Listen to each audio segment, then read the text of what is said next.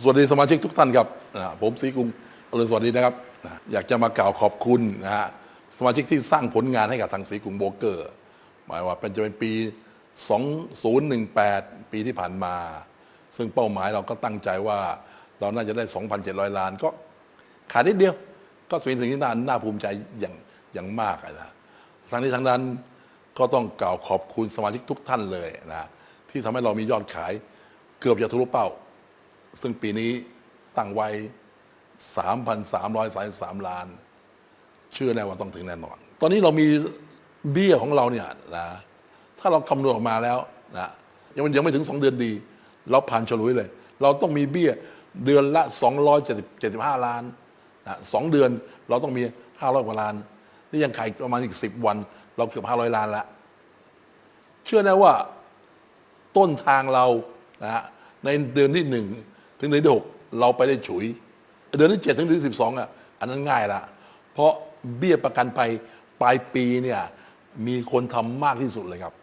นี่คือสิ่งที่เราเชื่อว่าปีนี้เป็นโอกาสทองที่เรา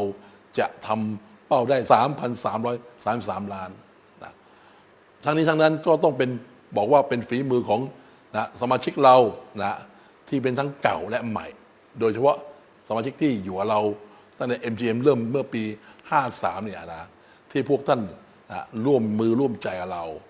ทั้งที่อุปสรรคตอนนั้นมากมายเลยยังใหม่ๆอยู่ระบบยังใหม่ๆอยู่เทคโนโลยียังไม่ทันสมัยเท่าปัจจุบันนี้ แต่ท่านก็มาอยู่กับเราจนถึงปัจจุบันนี้ออกมานะจากเบี้ยนะปี52เรามีเบี้ยแค่600 ล้านแต่ตั้งแต่ปี53จนถึงปี62เรามีเบี้ยเกือบ 2,700 ล้านถ้ากับ600กับ 2,700มันโตเกือบ5 เท่า4 เท่ากว่า5 เท่าปีนี้ยิ่งมั่นใจใหญ่เพราะเรามีระบบออนไลน์ทันสมัยละเราสามารถขายประกันไปได้24 ชั่วโมงเลยลูกค้าอยู่ในส่วนไหนของโลกประกันหมดอายุเมื่อไหร่ซื้อเราได้เลยนี่คือสิ่งที่ระบบเทคโนโลยีทำได้ยังไม่มีบริษัทประกันภัยบริษัทไหนที่ขายประกันให้ได้24 ชั่วโมงมีศรีกรุงที่เดียวในปี2562ปีนี้นะเป้าหมายที่เราตั้งไว้ 3,333 ล้านตัวเลขสวยๆเลย3333เราเชื่อว่าปีนี้เราทำได้แน่นอนเผลอๆอาจจะได้เกินกว่านั้นอีกเพราะเราจะกล่าวขอบคุณสมาชิกเก่าๆที่เริ่มกับเราตั้งแต่ปี53นะจนถึงปัจจุบันนี้แล้วก็สมาชิกใหม่ๆที่เข้ามาศึกษาเราแล้วก็ช่วยกันศึกษา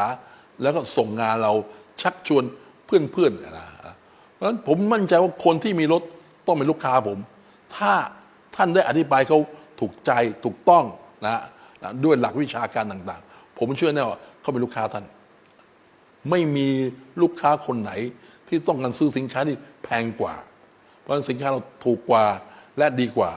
พร้อมทั้งบริการที่ไม่มีโบรกเกอร์ไหนกล้าทำเราทำให้หมดทุกอย่างครับผมทำได้คุณต้องทำได้ครับ